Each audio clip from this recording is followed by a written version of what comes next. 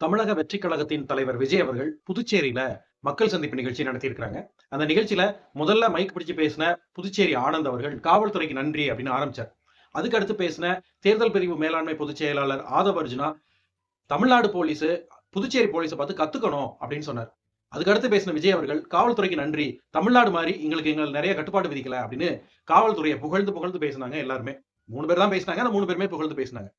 ஆனா தமிழ்நாட்டை மாதிரி தான் புதுச்சேரியிலும் காவல்துறை அவங்களுக்கு 31 கட்டுப்பாடுகள் விதிச்சாங்க. தமிழ்நாட்டுல கட்டுப்பாடு விதிக்கும்போது எங்கள அடக்க பார்க்குறாங்க, ஒடுக்க பார்க்குறாங்க, பிதுக்க பார்க்குறாங்கன்னு ஏதாவது சொல்ல வேண்டியது. இதே புதுச்சேரியில விதிக்கும்போது, இல்ல அவங்க சரியா தான் பண்ணாங்க அப்படின்றது. இன்னொன்னு புதுச்சேரி காவல்துறை பெண் அதிகாரி ஒருத்தங்க ஆனந்த் அவர்கள் பேசிட்டு இருக்கும்போது மைக்க புடுங்குனாங்க. இன்னொரு விஷயம் சொன்னாங்க, கூட்டத்த கண்ட்ரோல் பண்றதுக்கு எங்களுக்கு நீங்க சொல்லி தர வேண்டியதில்ல. உங்களால 40 உயிர்கள் செத்து போயிருக்கு அப்படின்னு சொன்னாங்க. அது போக ரோட் ஷோக்கு அனுமதி குடுக்கல. நெறைய வாட்டி அலைய வச்சு தான் அனுமதி குடுத்தாங்க. 5000 பேர் மட்டும் தான் அனுமதி அப்படின்னு சொன்னாங்க. இப்படி நெறைய கட்டுப்பாடுகள் விதிச்சாங்க. ஆனா புதுச்சேரியில காவல்துறை பாராட்டு தெரிவிச்ச விஜய் அவர்கள், தமிழ்நாட்டுல எங்கள ஒடுக்க பார்க்குறாங்க, அடக்க பார்க்குறாங்கன்னு கதை சொல்லிட்டு இருக்காரு. ஏன்னா, அங்க பாஜகல காவல்துறை உள்துறை அமைச்சகத்துல கட்டுப்பாட்டுல இருக்கு. அதனால அங்க பேசினா பாஜக நம்மள தண்டிச்சிருமோ அப்படிங்கிற ஒரு பயத்துல பேச மாட்றாரு